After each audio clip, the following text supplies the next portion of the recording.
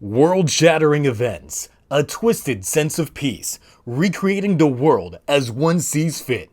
But the fight never is truly over. Kamen Rider Ryuki sure is looking pretty sleek. It's Geats! Though, then why does it look and feel like Ryuki 20 years later? Because it has been 20 years!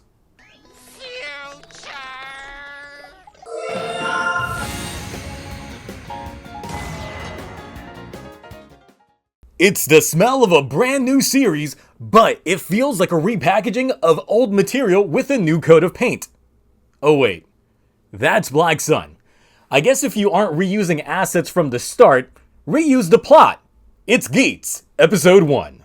It's an exposition shot as some chick walks up to a guy who is so proud of himself for grinding to level 99 in the first area of a JRPG in order to give him a half-ass fashion accessory. It wouldn't be post-2020 without gratuitous green screen use. See, it's already the last episode, and for the last 6 months, the Desire Grand Prix has been going on, and we are down to our last combatants. On a board that I'm sure the internet isn't going to screenshot and overtly analyze to determine the names and motives for every single one of these players. Not to mention that there's actually palette swaps multiple times on this board with the exception of our leads. Whoever wins the game becomes Desire God, whose smugness will reign supreme. But exposition aside, let's meet the real main character of the show. That's right, we have Keiwa Sakurai. Fresh out of school and on the job hunt, but learns real quick that volunteer work doesn't really fly in real world interviews, unless you're trying to work retail or fast food. He's in that phase of his life where he thinks he can make the world whatever he wants it to be. But reality is not about to let this man's get his way this time around. He could have just asked his big sis for some advice, but if you take his noodle taste into account, Keiwa's just made some bad decisions. Speaking of bad decisions, there's some chick live streaming running away from home. I mean, if you're trying to be discreet about it, why live stream it? This is Neon-chan, who's famous only for being related to famous people. So she's running away from being on the show, but not if Toei's executives have anything to say about this. We rejoin Keiwa and his sister when... Warning, incoming game. Busting in, we are welcomed by this year's grunts, who just enact absolute savagery on folks stuck in this battlefield. Keiwa not being safe, yeets out of there. Meanwhile, Neon is stuck in the game as well. But Toei's execs aren't about to lose out on that cash flow. Jobless man meets rich girl as the two run for their lives. That's when we get our lead Kamen Rider. What the hell is that on his head? Not to be outdone, another one appears, but this time it's Chainsaw Massacre Buffa. Why did Chainsaw only work as a blunt object? It's a kid show! Oh yeah. While the two try to up their score, we rejoin Mr. Grinder, taking a break. As it turns out, he's just smug because he found a Game Shark someone left on a school bus. And now every Pokemon is shiny, and all his balls are masters. Wait, how'd he go from the cafe to green screen area? There's not even a door. Using his cheat codes, he pulls out the first real motorcycle seen in the franchise in years. And he's driving it on the streets? I guess when the bike is a barely modified Honda 650, you can get away with it. Ain't that right, Kabuto? We now join Kamen Rider Endangered Species and civilians. Turns out Endangered Species was actually an extinct dinosaur.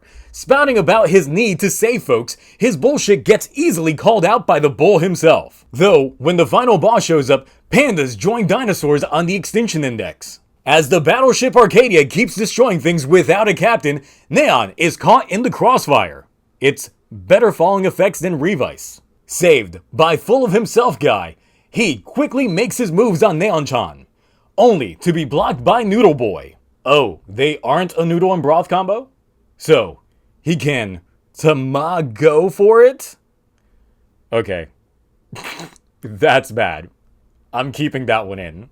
See, he knows he's got this game beat, so he shares some of his insights with the main characters. If you have the drive, you can change the world. Keiwa just can't handle that notion. He's taken off his rose-tinted glasses. See, he thought the world was pretty good, but getting rejected for your first job when you shoot for management without putting in the work experience has him soured. The world is ending, life is shattered, there's nothing he can do. That's when we get the grand revelation that this guy is actually Kamen Rider Odin and is pressing the reset button. Oh, did I say Odin? I meant Geats. Yeeting the enemies like the OP guy he is, Geats' debut fight is pretty damn good. By this point in the game, he's memorized the enemy's patterns like it's a program. Though, when the big boss shows up, it's time to pull out the cheat codes.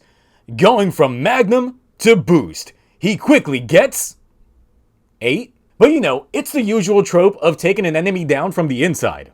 Time for Boost Magnum for a second. As he gets so far up his own ass, he comes out the other side. It's time for a Ryuki-style rider kick to finish it off. See, the final stage was pretty basic. Just save folks. But with hacks enabled, Geats just defeated Lavos in the first encounter. In doing so, Geats, or rather Ukiyo Ace, has won the game. Keiwa awakens to feel that everything was just a dream. But when he's selected for the Desire Grand Prix, it appears that the game hasn't really ended. It's just been reset. Welcome to Ace's world. As the first episode of an established franchise, there's a lot that needs to get cemented here.